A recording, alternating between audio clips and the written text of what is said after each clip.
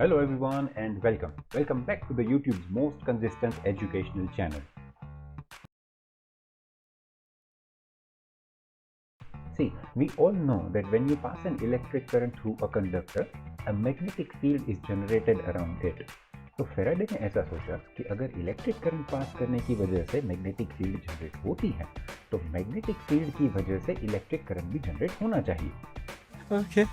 So after many experiments, he observed that if you have a conductor and a magnet, where the magnetic field lines are linked with that conductor, when you change that number of magnetic field lines, an EMF can be generated.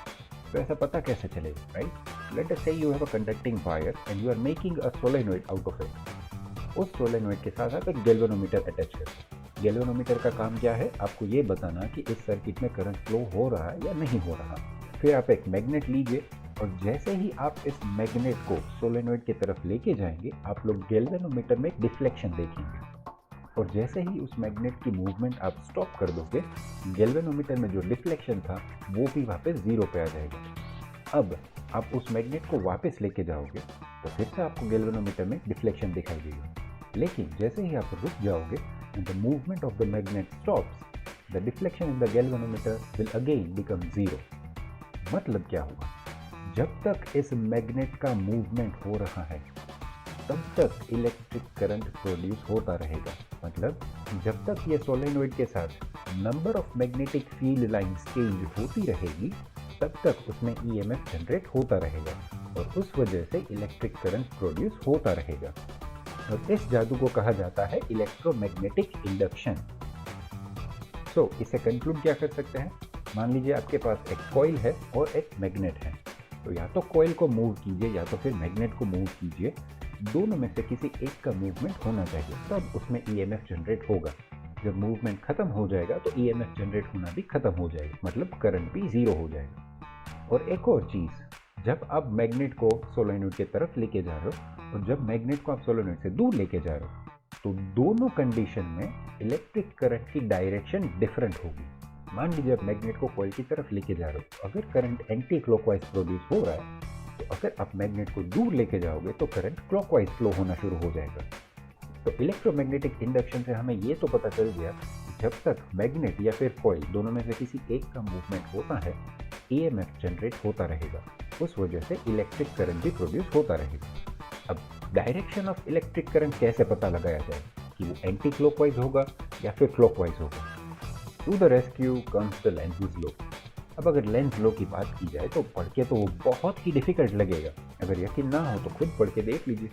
According to Lenz law, the direction of induced EMF और the induced current is such that it opposes the cause which produces it.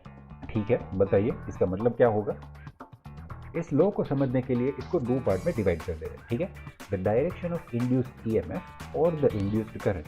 मतलब हम लोग यहाँ पे induced current या फिर induced EMF की direction के बारे में बात करने वाले हैं. Is such that it opposes the very cause that produces it. मतलब जिस वजह से वो इलेक्ट्रिक करंट प्रोड्यूस हो रहा है, जिस वजह से वो इंड्यूस्ड ईएमएफ प्रोड्यूस हो रहा है, उसी को वो ओपोज करेगा. यहाँ पे किस वजह से इलेक्ट्रिक करंट प्रोड्यूस हो रहा है? इस मैग्नेट की मूवमेंट की वजह से हो रहा है और उस मैग्नेट की मूवमेंट को ही वो ओपोज करेगा. अरे कहना क्या चाहते हो?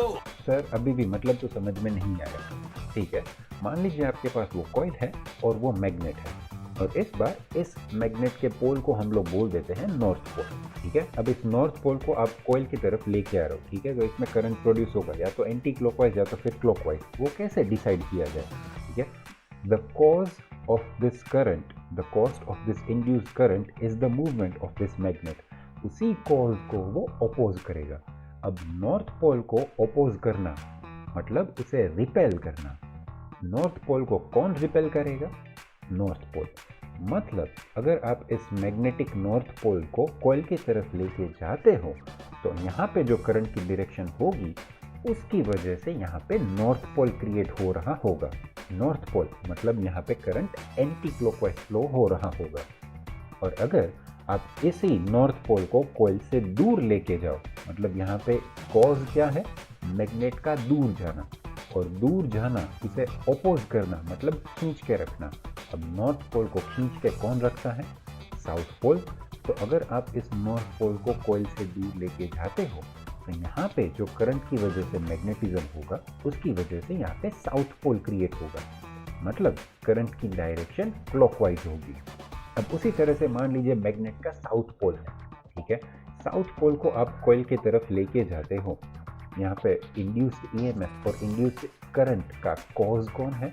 इस मैग्नेट का मूवमेंट, उसी को वो अपोज करेगा। अब साउथ पोल को अपोज कौन करता है? साउथ पोल, मतलब इस कॉइल में यहाँ पे साउथ पोल क्रिएट होता होगा, मतलब करंट क्लॉकवाइज फ्लो हो रहा है। और अगर इस साउथ पोल को आप दूर लेके जाते हो, मतलब इंड्यूस्ड ईएमएफ और इंड्यूस्ड करंट का कॉज कौन है? इसे दूर ले जाना, ये मैग्नेट, ठीक है। तो उसको अपोज करना मतलब उसे खींच के रखना। अब साउथ पोल को खींच के कौन रखेगा? नॉर्थ पोल, मतलब यहाँ पे जो करंट फ्लो हो रहा है वो एंटी क्लॉकवाइज होगा। देखा, इतना सिंपल है। स्टेटमेंट पढ़ के हमें लगेगा that it is very complicated, but it is not. Okay, so to find the direction of induced EMF or induced current, we use this Lenz's law. So the direction of induced EMF or the induced current is such that it opposes the very cause that produces it, and in this case the cause is the movement of the magnet. Okay, तो simple सी बात, अगर आप magnetic north pole को coil की तरफ लेके जाते हो तो वहां पे एंटी क्लॉकवाइज करंट फ्लो होगा, क्योंकि वहां पे नॉर्थ पोल क्रिएट होता है। और अगर नॉर्थ पोल को आप दूर लेके जाते हो तो वहां पे क्लॉकवाइज करंट फ्लो होगा, क्योंकि वहां पे साउथ पोल क्रिएट होता है। एक और इंटरेस्टिंग सी बात, जो लेंज लॉ है, it actually behaves as the law of conservation of energy. कैसे? See, the work that is done in moving the magnet near और far away from the coil, that work energy is then getting converted into electrical energy. So it also represents the law of conservation of energy. बस, तो आज के लिए इतना काफ़ी है। अगर आप इस चैनल पर नए हो तो सब्सक्राइब करो। एक मैग्नेट उठा के फेंको या फिर सोलेनोइड घुमा के मारो, मुझे नहीं पता, बस सब्सक्राइब हो जाना चाहिए। I see you later, bye. So please whatever.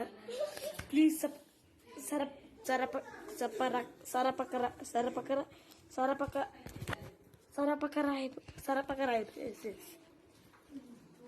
Okay, thank you.